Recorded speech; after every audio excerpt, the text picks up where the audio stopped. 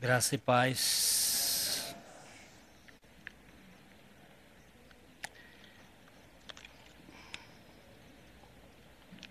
Vocês estão bem?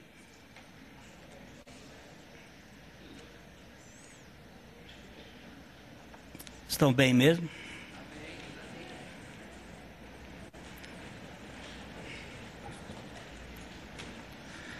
Onde é que nós estamos?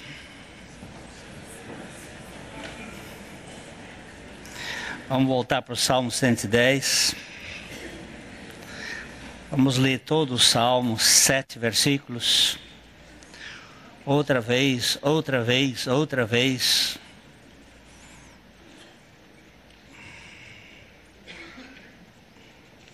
Hoje de manhã, uma irmã veio conversar comigo.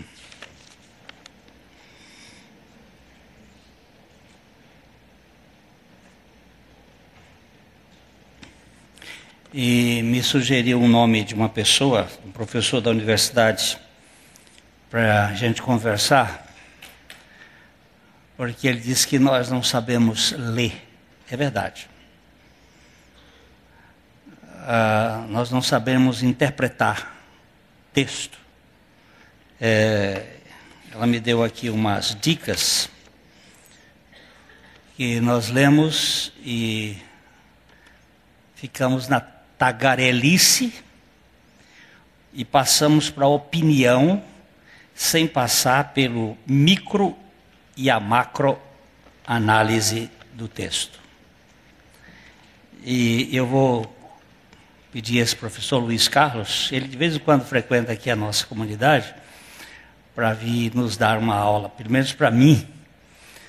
Eu tive uma alfabetização horrível, e eu não sei interpretar texto, eu tenho que voltar e voltar e voltar e voltar. Porque hoje nós temos pessoas alfabetizadas analfabetas. Elas estão até na universidade. O professor Sabatini, Lali, foi pastor aqui da Igreja Presbiteriana, foi professor aqui na universidade de metodologia científica. E um dia eu encontrei com ele e ele estava trabalhando com madeira. Ele era extraordinário marceneiro. E eu disse: você deixou a universidade? Ele disse: deixei. Eu disse: por quê? Disse: não dá, Glênio. Não dá. Eu prefiro trabalhar com madeira, porque eu consigo fazer da madeira alguma coisa. Os alunos que estão chegando na universidade hoje não sabem nem ler, quanto mais interpretar. Então, a história está antiga, mas é verdade, a gente não sabe. Eu não sei. E nós precisamos ficar, às vezes, em cima de um texto, em cima desse texto, em cima. Eu não sei se vocês conhecem macaúba. Alguém aqui conhece macaúba? Um nordestino, 2 ali, macaúba. É uma palmeira que dá um coquinho. E quando a macaúba é boa, é bem cheirosinha, ela está bem cheirosa, você bota a macaúba na boca e fica enrolando aquela macaúba na boca, que ela tem uma gosma. E você fica horas enrolando a macaúba na boca. Vai para lá, vai para cá, vai para lá, até você conseguir tirar aquela camada. É melhor do que chiclete. Muito melhor do que chiclete. Porque chiclete, acaba o gostinho, acabou. E a macaúba não, você fica tirando o gosto. Eu acho que nós temos que fazer assim, alguma coisa com macaúba e ficar ruminando, e indo, e tirando o sabor. Vamos lá para o Salmo 110. O culto ele está voltado para uma pessoa, que é Cristo Jesus. Ele disse assim: onde 2 ou 3 estiverem reunidos em meu nome, aí eu estou no meio deles. Né? Isso é um culto, isso é uma igreja. A igreja não é simplesmente um lugar. Quando a gente diz assim, a Igreja Batista, lá na Avenida Paraná, não, esse é um lugar, comumente, que ela se reúne algumas vezes, mas ela se reúne na casa do Valdir, ela se reúne na casa da Ogli, ela se reúne onde 2 ou 3 estiverem reunidos, aí eu estou ali. E todas as vezes que nós estamos em algum lugar, a presença do Senhor está lá. Né? Ou sozinho ou com alguém, Ele está em mim, está em você. Né? Então, nós temos que entender que a igreja é gente. O pastor Eric estava falando do tabernáculo de Davi, que ia ser reedificado. O tabernáculo de Davi é a igreja. É a comunidade dos alcançados pela graça.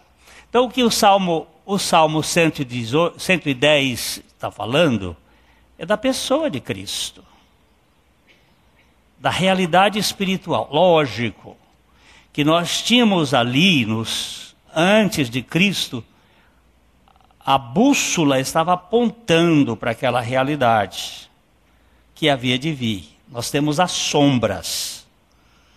As sombras ou os tipos estão apontando para o antítipo, que é Cristo. A realidade é Cristo. Tudo que é do Velho Testamento é algo que está apontando para a realidade que veio. Aquelas festas, elas estavam apontando para Ele. O sacrifício das ovelhas estavam apontando para Ele. Todos aqueles rituais estavam apontando para a realidade. Agora, eu não preciso mais ficar com aquilo que que foi ultrapassado. Eu agora tenho uma realidade. Essa semana eu fui ver um pregador que mora no Texas, e ele está... chama O Caminho do Destino. E você já começa que é um destino. Destino é o nome de um deus romano. Fama, fortuna, destino, são deuses romanos. E esse caminho do destino nada mais é do que misturar o velho com o novo e fazer uma coisa assim. Então ele é muito, muito interessante, muito envolvente, e ele vai, mas tem que guardar o sábado. Tudo, mas tem que guardar o sábado. Mas espera aí, criatura. Sábado foi uma realidade concretizada em Cristo, que é o nosso descanso. Esse é o nosso Shabat, que é Cristo. Não, mas tem que guardar o sábado. E empolga. E as pessoas que não têm aquilo que não sabem fazer leitura, facilmente come gato por lebre. Porque não... mas o sábado foi uma realidade provisória. A realidade permanente é Cristo Jesus. Ele é tudo. Ele satisfaz. Ele é suficiente, Ele é pleno. Então onde é que está aqui? Alguma coisa? Salmo 110. Esse é um salmo messiânico. Messiânico porque ele fala do Messias. Vamos lá. Disse o Senhor ao meu Senhor: assenta-te à minha direita, até que eu ponha os teus inimigos debaixo dos teus pés. O Senhor enviará de Sião o cetro do seu poder, dizendo: domina entre os teus inimigos. Apresentar-se-á voluntariamente o teu povo no dia do teu poder, com santos ornamentos, como orvalho emergindo da aurora, serão os teus jovens. O Senhor jurou e não se arrependerá. Tu és sacerdote para sempre, segundo a ordem de Melquisedeque. O Senhor, à tua direita, no dia da sua ira, esmagará os reis. Ele julga entre as nações, enche-as de cadáveres, esmagará cabeças por toda a terra. De caminho, bebe na torrente e passa de cabeça erguida. Graças te damos, Pai, porque é a tua palavra que prevalece. Queridos, eu vou só fazer uma observação. Até 1400, e lá vai pedrada, a Bíblia era muito rara. Quem a tinha era copiada à mão. Houve vários cristãos que copiavam os textos. Havia escolas e pessoas que viviam para isto. Muitos frades, muitos irmãos de outros grupos, como os valdenses, como os cátaros, que foram muito perseguidos, eles escreviam à mão em grego e hebraico, então tinham certos conhecimentos. Depois, lá pelos anos de 1300, começaram a fazer traduções. Já antes, no ano 300 e pouco, foi feita uma tradução para o latim, da Vulgata, por Jerônimo. Mas aí foram traduzindo para as línguas faladas. Tyndale fez para o inglês, Hus, e alguns foram traduzindo a Bíblia para as línguas maternas. Lutero traduziu para o alemão. E a arte de traduzir, a ciência da tradução é muito difícil. Muito difícil. E sempre tem problemas. Eu tenho ficado com esta versão, que é revista e atualizada no Brasil. Foi feita depois por um grupo. Mas uma das melhores versões, sem dúvida nenhuma, é a Bíblia de Jerusalém, feita pelos dominicanos. Preferencialmente em francês, segundo os melhores analistas falam. A língua ela é muito dinâmica e muito viva. E com o passar do tempo nós temos muitas versões, muitas traduções. E existem riscos nessas versões. Porque a partir da Segunda Guerra Mundial, a Segunda Guerra Mundial terminou em 1945, nós tivemos uma introdução razoavelmente grande de homens do chamado movimento racionalista, da interpretação racionalista, iluministas, entrando para as sociedades bíblicas e jogando com as palavras e trazendo problemas que são difíceis da gente, onde o homem tem certa ação. Eu vou dar um exemplo. A Bíblia diz que há um só Deus e um só mediador entre Deus e os homens, Jesus Cristo, o homem, o qual quer que todos os homens sejam salvos e cheguem ao pleno conhecimento da verdade. Que todos os homens sejam salvos. Existe uma versão que vocês têm aí, muito usada, que diz assim, que quer que todos os homens se salvem. Ora, sejam salvos é uma coisa, se salvem é outra coisa, diferente. Sejam salvos é voz passiva. O homem recebe a ação da salvação. Se salvem é uma voz reflexiva. É o homem que é participante da salvação no sentido de que ele faz a sua salvação.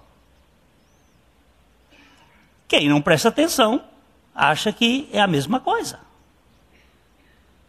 Por isso, a questão de interpretação de texto, a necessidade de exame, a necessidade de nós cavarmos poço. Eu vou gastar um pouquinho de tempo hoje nesse assunto, porque Isaac, ele foi um cavador de poço. Enquanto o pai dele era um construtor de altar, e construiu 4 altares, Isaac cavou 4 poços. E alguns dos poços que ele, na verdade, ele não cavou, ele apenas desentulhou os poços que os filisteus entulharam.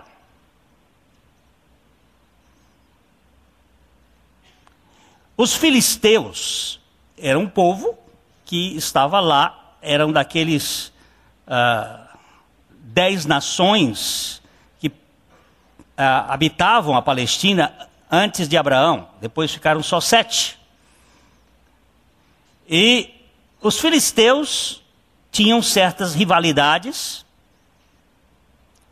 e eles costumavam enterrar os poços que tinham achado água. Abraão cavou um poço e eles vieram e jogaram cisco, lixo, entulho. E Isaac foi lá cavar esse poço de novo. Cavar poço é uma arte que precisa de... Eu vou contar, que eu contei para os homens, uma historinha. O meu sobrinho me liga e diz... tio, nós estávamos querendo fazer um poço lá na nossa propriedade no Piauí. Piauí é um estado seco. Precisávamos de um poço. E nós tínhamos combinado chamar um técnico em geologia para fazer a locação do poço. Ele foi lá e achou um local que ele disse que seria o local certo para cavar esse poço. Passados os dias, o meu sobrinho ligou e disse assim, tio, tem um irmão da igreja lá de Avelino Lopes, da igreja Assembleia de Deus, que chegou lá na propriedade, dizendo que Deus tinha mandado ele para alocar o poço para o pastor. Mas ninguém sabia dessa história. E ele ia para alocar o poço. Algumas pessoas têm forças radioestésicas. Uma varinha verde, segura a varinha e a varinha roda. Meu pai tinha, eu já vi isso muito. Não é todo mundo que tem essa força. Eu já tentei de tudo quanto é jeito, não roda comigo. E ele me disse, olha, tem um rapaz que está aqui, o que eu faço com ele? O rapaz da geologia veio aí e marcou o local. Eu digo, ó, ninguém sabe desse assunto, e esse homem teve esse sonho, essa história lá que Deus mandou. Eu sou muito atento com essas coisas assim. Vamos ouvir essa voz aí. Vamos ouvir essa voz aí. Quem sabe, né? Aí o rapaz foi lá e locou o poço mais ou menos uns 500 metros distante do local onde o geólogo tinha marcado. Aí ele telefona de novo e diz, ó, deu 500 metros para lá e é num lugar mais alto. Só que o cara disse que se não desse 10 mil litros de água, não foi Deus que tinha mandado. Agora, para saber, só cavando. E agora? Ele pergunta, com quem eu fico? Com o geólogo ou com o irmão da igreja? Eu digo, vamos ficar com o irmão. Só que o poço ia custar uns 20 mil reais para cavar o poço. E se não desse? Se não der, vamos ver o que Deus está dizendo. Porque as coisas de Deus são experimentais. Contratamos furar 100 metros. E a broca começou o trabalho. E deu 100 metros e não deu água. Então, meu sobrinho diz, agora, tio, o que faz? Eu digo, cava mais 20. Cava mais 20. Faz o contrato para 20. Cavaram 3, deu 14 mil litros d'água. Mas eu fiquei implicado por que 3? Porque 3 na Bíblia para mim é muito importante. Toda vez que eu encontro o número 3 na Bíblia, eu tenho que parar para ver o que está acontecendo. Tem alguma coisa. 3 dias. Deu água. E não deu 10 mil, deu 14. E 14 é um número muito especial, porque ele é a plenitude vezes 2. Esse é o poço de água mais abundante em toda a região ali do sul do Piauí. Cavar poço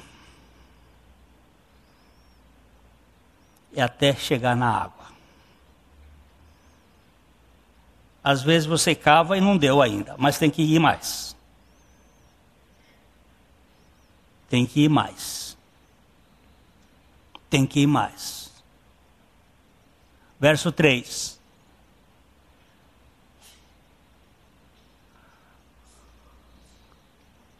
Apresentar-se-á voluntariamente o teu povo, no dia do teu poder, com santos ornamentos, como o orvalho emergindo da aurora, serão os teus jovens.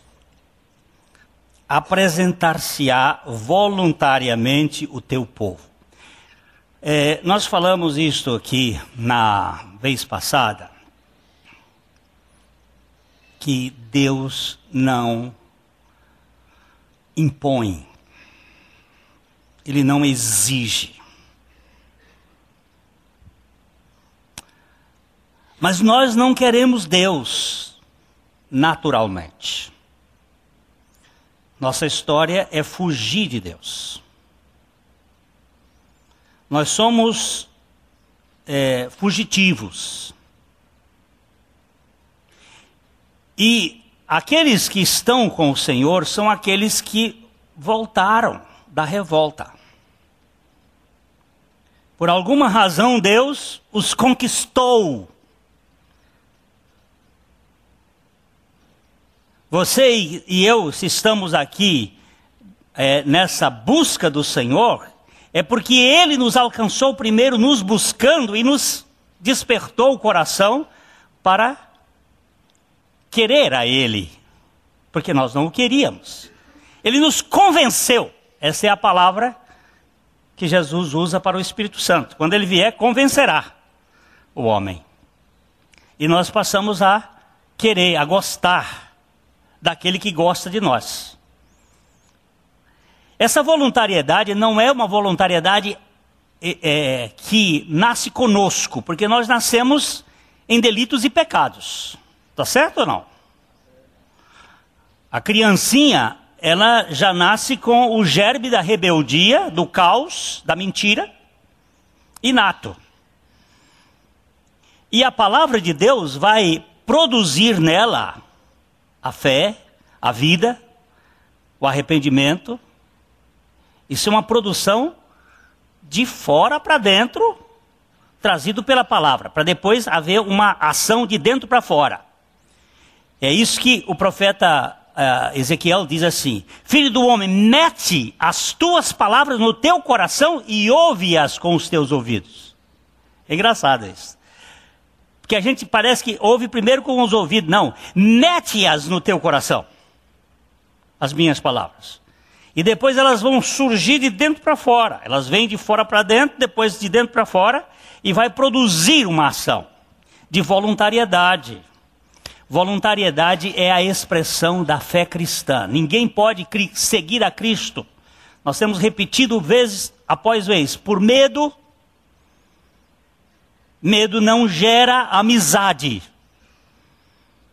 Medo gera subserviência, escravatura. Não pode ser por interesse, gera negócio.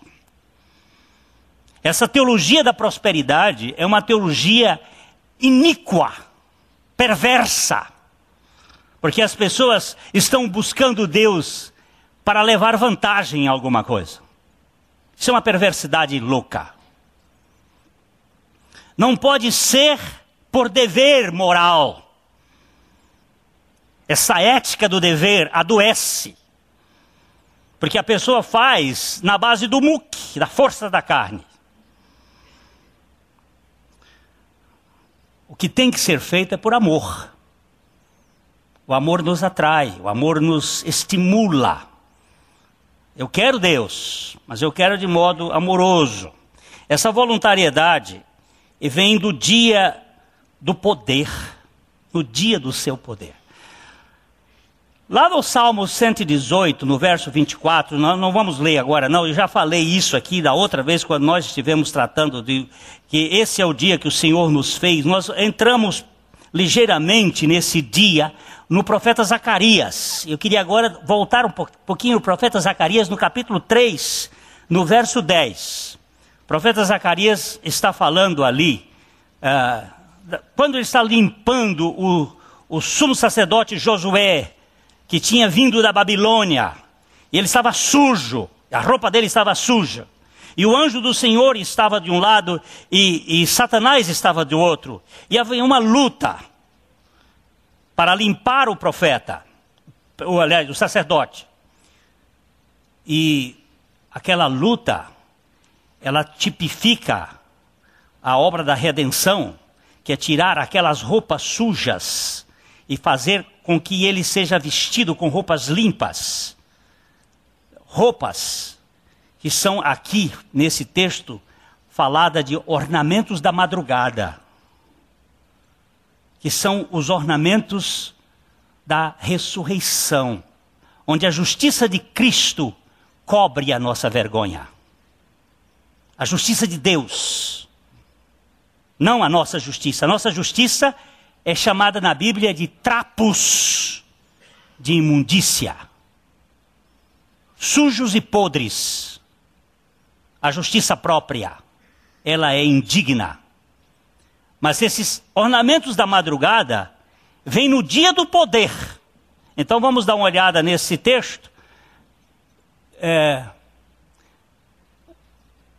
Zacarias capítulo 3, versículo 10. Zacarias 3, 10. Naquele dia, diz o Senhor dos Exércitos, cada um de vós convidará ao seu próximo para debaixo da vide e para debaixo da figueira. Que dia é esse? Naquele dia. Agora você volta para o verso 9, que você vai ver o dia. Porque eis aqui a pedra que pus diante de Josué. Sobre esta pedra única estão 7 olhos. Eis que eu lavrarei a sua escultura, diz o Senhor dos Exércitos, e tirarei a iniquidade desta terra num só dia. Que dia é este, meus irmãos, que a Bíblia sempre fala como o dia do seu poder? Olha só, ele está falando com o sacerdote Josué e diz que, porque eis aqui a pedra. Que pedra é esta? Nós já vimos isso aqui lá no Salmo 118, que a pedra que os construtores rejeitaram, essa veio ser a pedra angular, a pedra de esquina. A pedra que os construtores rejeitaram é o corte do monte Moriá, Sião, que eles são ali as duas pontas, eles se juntam, e que formou o monte do Calvário. Aquele pedaço de terra foi cortada. Mas a pedra que os construtores rejeitaram, que se tornou a pedra angular, é Cristo sobre esta rocha. A metáfora está falando para uma realidade. Eles desprezaram aquele pedaço de pedra, mas dentro da história de Deus, Deus tinha um objetivo. E eu já falei aqui outra vez, que quando o profeta, Jesus foi crucificado, ele estava em cima do Gólgota, em cima do Monte da Caveira, ali estava embaixo, e aí ninguém quer dar ouvidos ao que a palavra mostra, e o poder da comunicação do mundo não permite a pesquisa, mas como o Dr. Robert Waite mesmo disse, isso aqui é assunto de Estado, porque eles não vão deixar nunca você saber, assim como eles pagaram caro para mostrar que Jesus não tinha ressuscitado, eles vão fazer tudo, mas ali estava a Arca da Aliança recebendo o sangue do Cordeiro. Aquele dia em que foi lavrada a escultura, diz o Senhor dos Exércitos, e tirarei a iniquidade desta terra num só dia. Eu não sei como é que a gente quer ainda botar coisa para você fazer diante de uma obra que Deus já fez. Eu não sei onde está. Ah, mas aí eu não tenho nenhum valor. É verdade. É para não ter valor mesmo. É para você entrar no descanso. Deus fez tudo. Os humanistas então ficam brabos com isto. E fazem reuniões por aí, escondidos, para dizer assim, não é assim. Mas é assim. Assim que está escrito. Que ele ia tirar, num só dia, o pecado da terra. Eis o Cordeiro de Deus que tira. Tira ou não tira? Tira. Quantos pecados ele tirou naquele dia? Oh, meu Deus!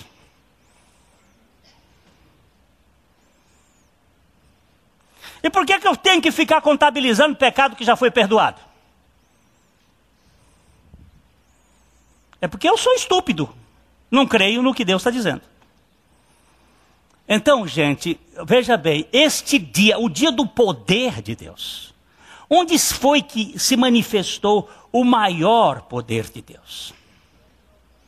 Vamos dar uma lidinha mais num desses textos que são interessantes. Isaías 63. Isaías 63, 1 a 3, eu acho que...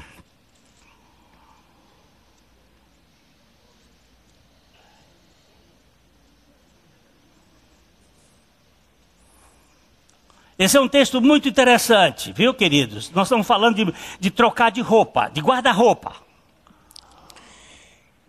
Quem é este que vem de Edom, de Bosra, com veste de vivas cores, que é glorioso em sua vestidura, que marcha na plenitude da sua força? Sou eu que falo em justiça, poderoso para salvar. Porque está vermelho o traje, e as tuas vestes como as daquele que pisa uvas no lagar? O lagar eu o pisei sozinho, e dos povos nenhum homem se achava comigo.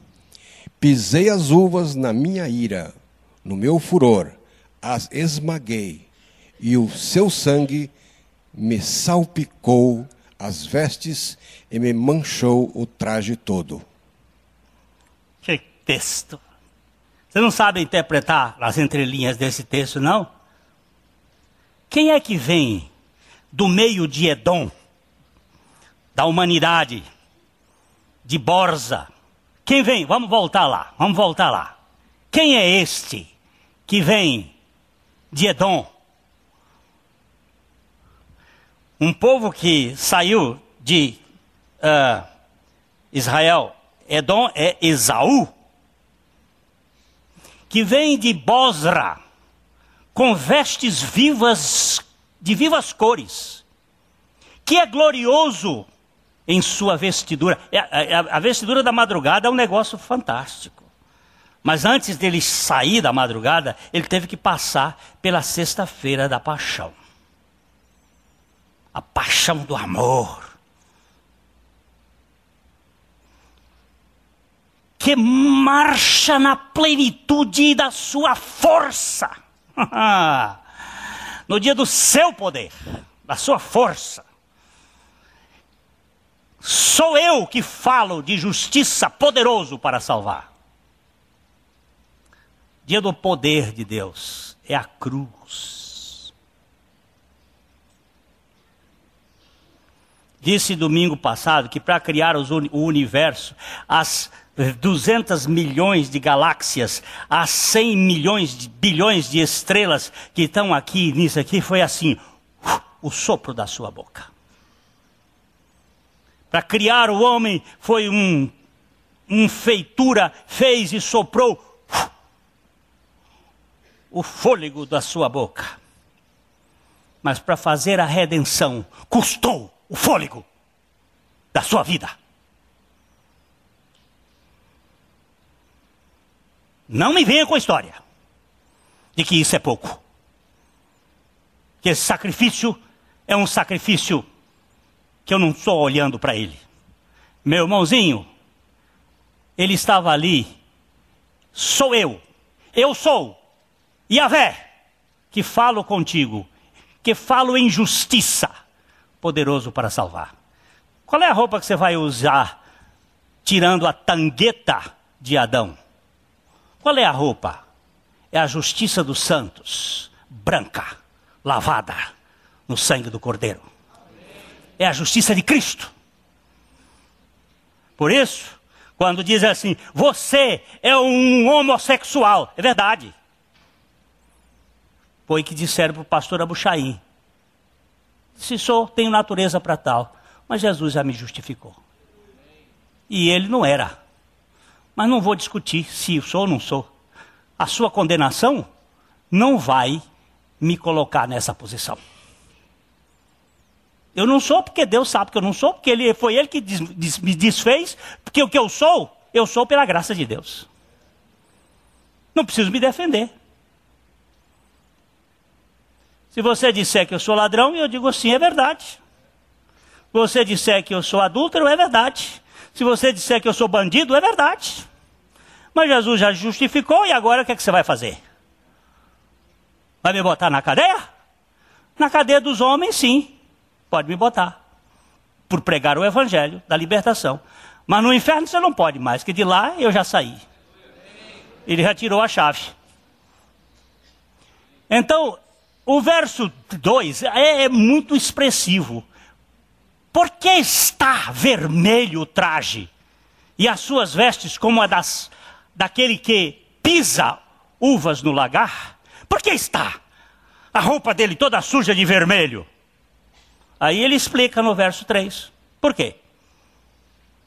O lagar, eu o pisei sozinho. E dos povos, nenhum homem se achava comigo. Pisei as uvas na minha ira. Está que quando nós chegarmos no dia da ira lá, eu quero dizer para vocês, que a ira de Deus chama Satanás. Mas não é para hoje, não.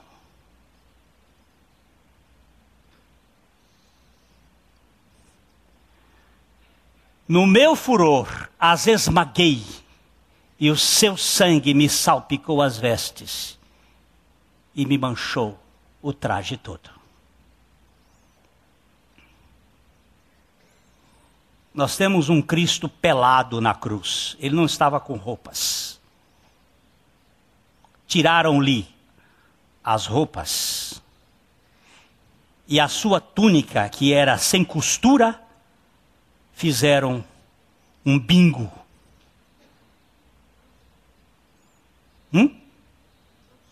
Jogaram sorte.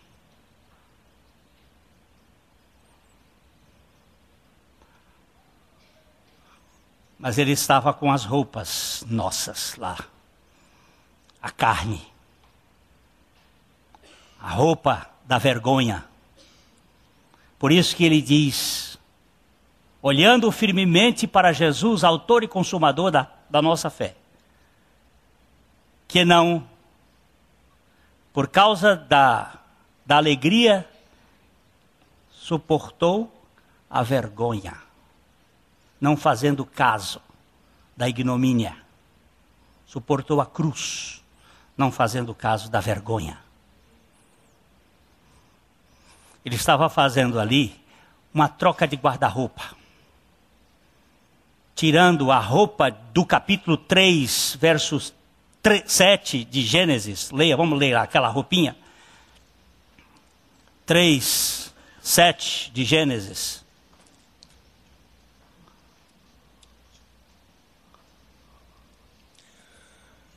Abriram-se então os olhos de ambos, e percebendo que estavam nus, coseram folhas de figueira e fizeram cintas para si. Fizeram cintas para si. O verbo fazer vai determinar, o sujeito do verbo fazer vai determinar se é religião ou evangelho. Se for eu, ou você, ou nós, é religião. Se for Deus, é evangelho. Quando o homem faz, é religião. Quando Deus faz, é evangelho. Dá para entender ou não? Está confuso? Toda vez que é você que faz, que a responsabilidade é sua, é religião. Toda vez que é Deus que faz, e a responsabilidade é dele, é evangelho. Então, trocar de roupa é tirar a roupa da religião, é a roupa que você faz, para você ser aceito. E quando você veste a roupa de Deus, veja a roupa de Deus como é diferente, no capítulo 3, verso 21. No mesmo Gênesis, Gênesis 3, 21. Fez o Senhor Deus vestimenta de peles para Adão e sua mulher, e os vestiu. Tem alguma diferença num texto e outro? Tem? Quem foi o sujeito da primeira? Adão e Eva. Eles fizeram. É você que está fazendo?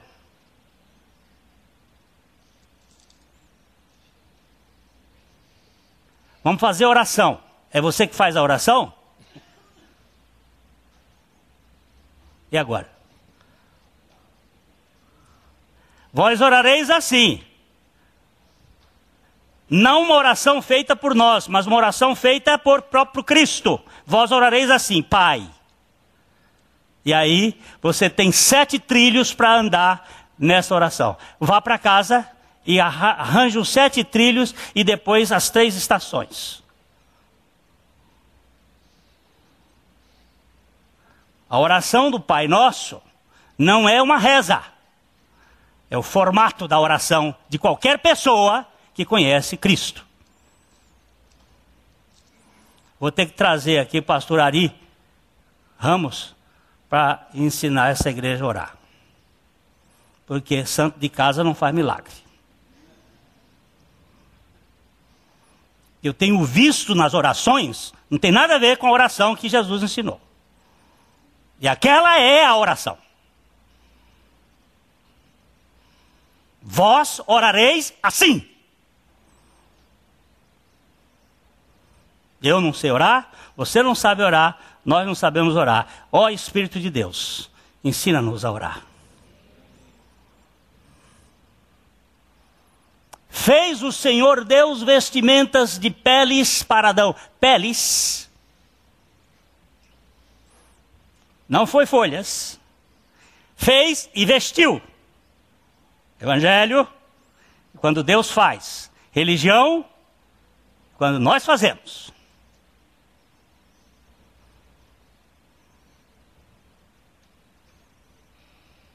Ó, veja bem. Nunca vos conheci. Quem foi aquele nunca vos conheci?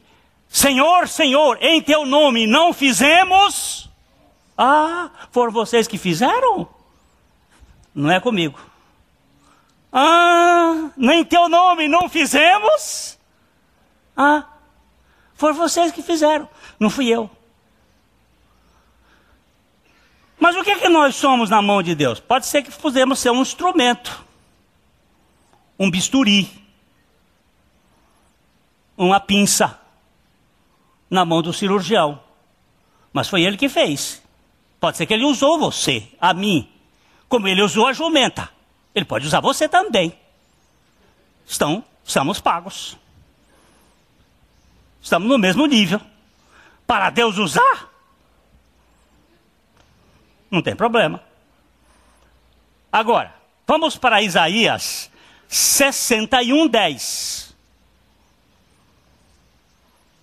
Acho que é 10. É.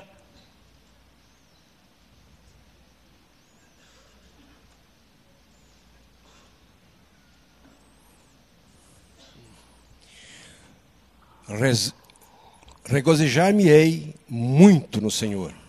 A minha alma se alegra no meu Deus, porque me cobriu de vestes de salvação e me envolveu com o manto de justiça, como um noivo que se adorna de turbante, como noiva que se enfeita com as suas joias.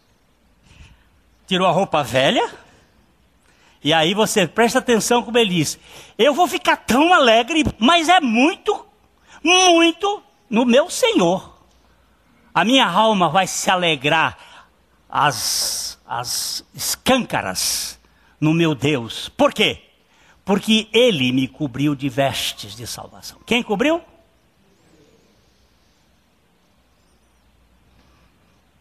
Eu, tu, ele. Cobriu é eu, tu, eu. Eu cobri, tu cobriste, ele cobriu. Cobriu está na terceira. Quem cobriu? Ele. Ele quem? O Senhor. Quem é o Senhor? Yahvé. Quem é Yahvé? Jesus. Ele me cobriu com as vestes da salvação. Essas vestes são muito semelhantes às vestes do povo de Israel no deserto, que não se puía, nem os seus sapatos se gastavam. O que significava aquilo ali, em figura, é que a salvação de Deus nunca fica velha. Um pano que você compra, um vestido que você compra e põe lá no seu armário, depois de 10 anos ele está ficando velho, está puindo. Mesmo que você não use, a entropia come ele. E a traça também. Mas a salvação de Deus não se envelhece. Porque ela está coberta com misericórdia, e a misericórdia se renova todo dia. Ô, gente, por favor, por favor. Ó, ele me envolveu com o seu manto, com o manto de justiça, como um noivo que se adorna de turbante, como a noiva que se enfeita com suas joias. Como é lindo ver os noivos na frente, eles estão com o melhor. É o melhor do pai do pródigo naquele dia que chega o maltrapilho e sujo. O pai o cobre, o abraça, o beija, o recebe e o veste com a melhor roupa. Gente, salvação de Deus não tem nada a ver com os nossos panos podres. São os ornamentos da madrugada, meu povo. Aqueles ornamentos que vêm da manhã da ressurreição, depois de ter sido salpicados pelo sangue. Agora são roupas brancas. Vamos ver Apocalipse. Apocalipse, capítulo 19, versos 7 e 8.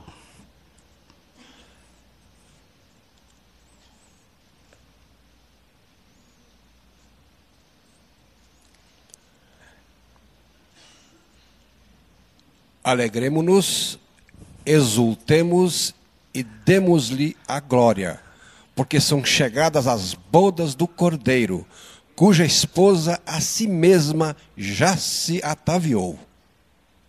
Pois lhe foi dado vestir-se de linho finíssimo, resplandecente e puro, porque o linho finíssimo são os atos de justiça dos santos.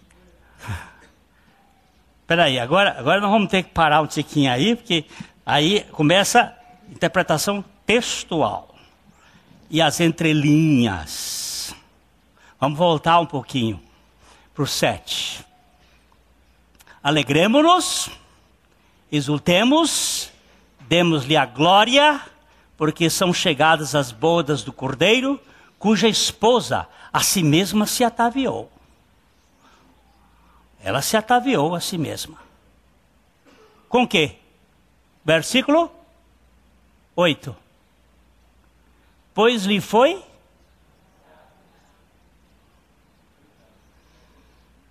dado. Lhe foi dado. Vestir-se de linho fino e resplandecente e puro. Porque o linho finíssimo são os atos da justificação dos santos. Da justiça que lhe é atribuída, que lhe é imputada por Deus aos santos.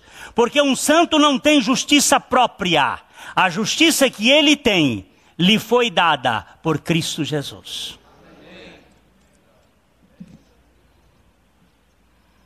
Não é minha, é dele. O guarda-roupa é dele. Olha, a festa está pronta. As bodas, vem cá, vamos, convida. E o cara entrou. O penetra entrou. Como foi que aquele penetra entrou? A roupa não era dada pelo dono do casamento. Ele disse, como é que você entrou aqui com esta roupa sua? Sua e suja. Pega ele e bota lá fora no escuro e no frio. Este inferno aí é inferno gelado, da Patagônia. Lá no frio vai ter ranger de dentes. Onde foi que você viu entrar na minha festa com sua roupa? Com sua justiça? Ô Glênio, como é que a gente sabe que a justiça é da gente ou a justiça é de Deus? Como é que sabe? Pelo humor.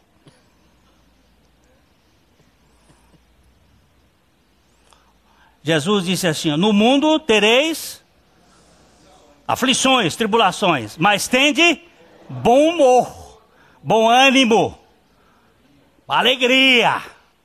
Como é que você sabe que uma pessoa está vestida com a roupa de Deus ou com a roupa dela? Pelas reações.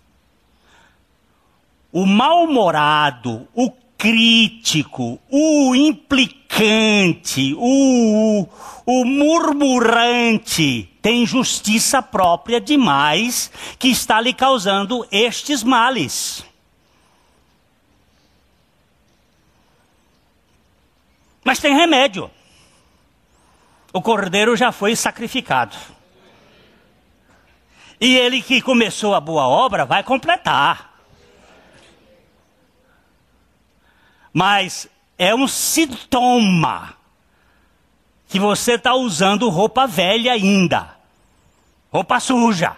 A roupa do sumo sacerdote que veio da Babilônia. Do Josué.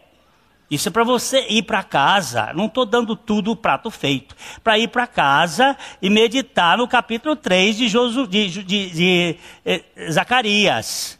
Capítulo 3 de Zacarias. Para você descobrir como é que Deus tira a roupa suja, aquela roupa velha, o turbante que ele botou ali, um turbante limpo, um turbante de noivo, um turbante bonito. Que a cabeça está guardada, porque o capacete da salvação está na nossa cabeça, para que nós não sejamos enganados como Eva foi enganada na cabeça.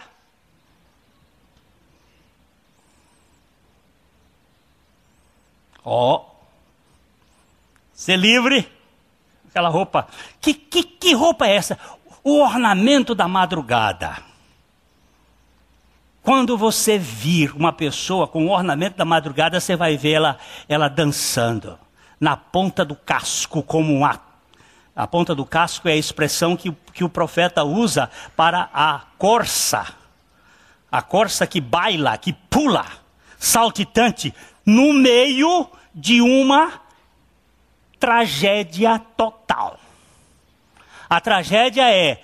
Não tem fruto na videira, não tem fruto na figueira, não tem flor na figueira, não tem flor na figueira. Figueira não dá fruto. Cecília fez um hino agora muito lindo em que ela coloca isto. Figo não é fruto, é flor. F-L-O-R, flor.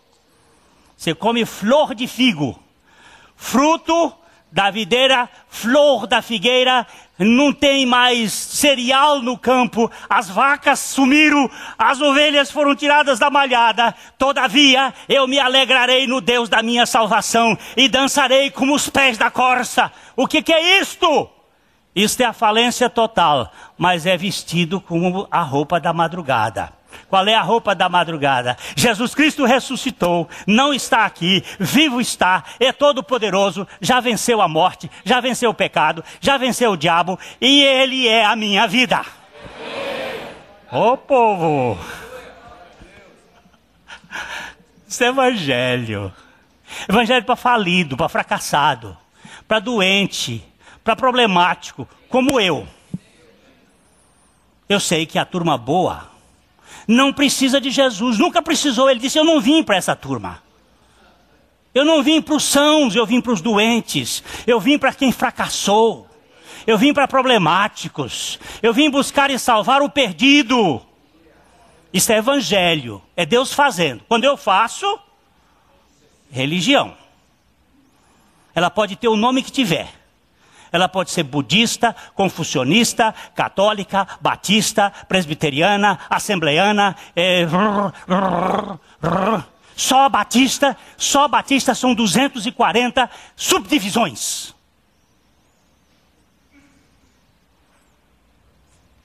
Que cada um, quando pensa diferente, monta sua arapuca.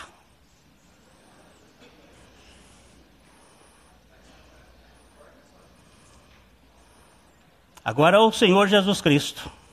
Por causa dessa palavra arapuca, eu quase fui defenestrado lá em São Paulo. Também vocês vão procurar que ser defenestrado. E aí vão para a noite de São Bartolomeu na França e vão ver o que é isso. Pois foi, vestiu-se de linho finíssimo, resplandecente e puro. Esse linho finíssimo está lavado. É tecido. Outro dia, aquele Margarete, professora da universidade aí, me deu uma aula sobre tecidos. Um dia vou trazer aqui para vocês, desde seda, linho, lã, que são os tecidos naturais, até os tecidos sintéticos, as coisas mais modernas, né? E esse conhecimento de tecidos, para a gente entender o linho finíssimo da graça de Deus, tecido no Cordeiro, para nos vestir a justiça de Deus imputada a nós. O tempo foi-se, e domingo que vem, se o Senhor nos permitir, nós voltamos para esse mesmo assunto. É cavar poço. Sabe como é cavar poço? Até da água. Eu não contei para vocês. Eu não paguei pelos 20 metros a mais.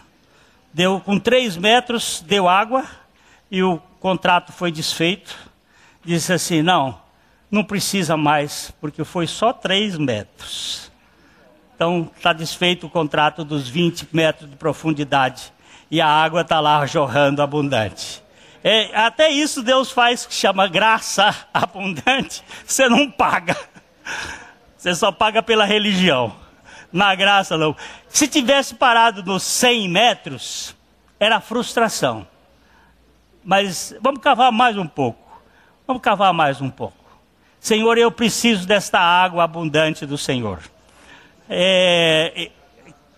Queridos, vocês se lembram que domingo passado eu falei dos 7 ornamentos que essa roupa tem? Deixa eu ver se alguém lembra desses 7 ornamentos. E aí eu vou ter que repetir, não tem problema. Foi usando o acróstico da palavra alegria. Lembra-se? Alegria. São os ornamentos de uma vida liberta. A alegria começa com a aceitação.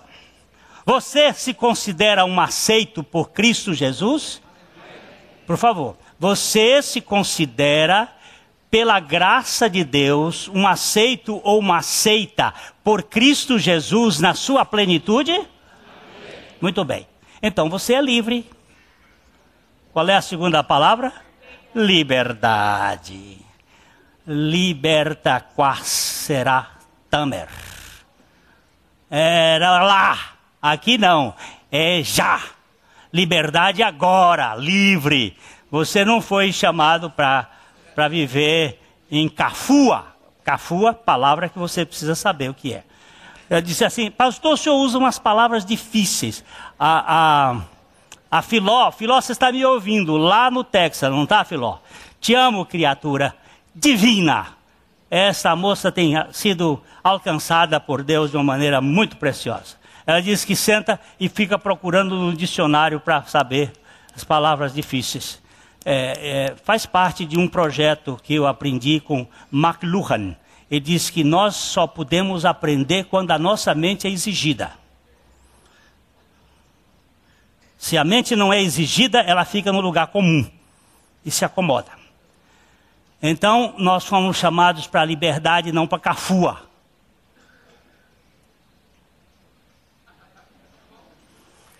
Eu não sofro de claustrofobia, porque o lugar, hoje o pastor Humberto falou que ele nos levou para um lugar espaçoso, e esse lugar espaçoso é Cristo.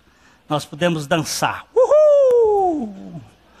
Liberto, aceito, liberto. Depois, o que é? Empatia, ela escreveu. Quica junto com... Não é antipatia, não é simpatia, é empatia. Quica junto com o outro. O outro está sofrendo, você sofre junto, mas é uma empatia sem ser membro do sindicato dos simpáticos e nem indo para o partido dos antipáticos. Depois vem alegria. Eu ainda disse GHTOTO. Lembra-se que eu falei que a letra é G? Graça, gratidão. Você é grato? Em tudo dai? Você é grato ou é murmurante? Vamos sair dali, na porta a gente já sabe. Tá fazendo frio. Faz calor. Iririri. Esses são os murmurantes. Meu cunhado contava que estavam fazendo uma viagem, muita muriçoca no Rio Paraná. Ele e o doutor Onésimo, que é secretário do ministro da Justiça naquela época, e mais a esposa, muriçoca, calor, e tudo reclamando. O pastor Abuchaim disse, não convém, lá de dentro, não convém murmurar, porque isso não agrada ao Senhor. Deixa a muriçoca ferrar e louve a Deus com muriçoca e tudo. Gratidão. Depois, você é grato por tudo? Eu não sou, mas estou matriculado nessa escola. Depois vem Renúncia! Aí, vem juntinho. Renunciar a quem? A sogra? Renunciar ao patrão? Renunciar ao emprego? Não, renunciar a você. Você. E depois vem intimidade. Então na Ogla está colando. Mas vai assim que aprende. É repetindo intimidade. Intimidade com o Senhor, intimidade com aqueles que Deus ama. Sejam eles mais cheirosos ou mais fedidos. A minha filha, ela está me ouvindo lá em Curitiba, e eu falei dos cachorros, meus netos, e ela mandou depois mas eles são limpinhos. Então ela deve me mandar hoje outro dizendo que eles são limpinhos. Você pode tocar em cachorro, mas toque em gente. Você tocou em gente essa semana? Tocou? Tocou num sujo?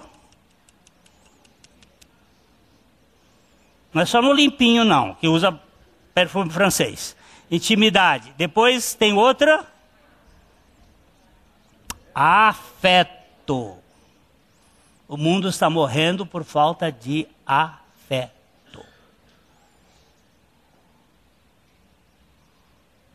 Sabe da história? Afeto precisa de palavras. Do rei Merovingio, que resolveu descobrir qual era a língua que o homem falaria se ninguém falasse com ele nenhuma palavra em latim, francês, alemão. Os 10 crianças, pôs 10 babás para só cuidar das crianças, cuidar fisicamente, dar comida, não podia falar com elas. Porque se cachorro late, se gato mia, se boi berra, se porco... Então, qual é a língua que o homem falaria se ninguém falasse com ele? Dentro de um ano, todos os 10 crianças morreram. Porque nem só de pão vive o homem, mas de toda a palavra. Não só da boca de Deus, mas nós precisamos falar com as pessoas palavras de afeto.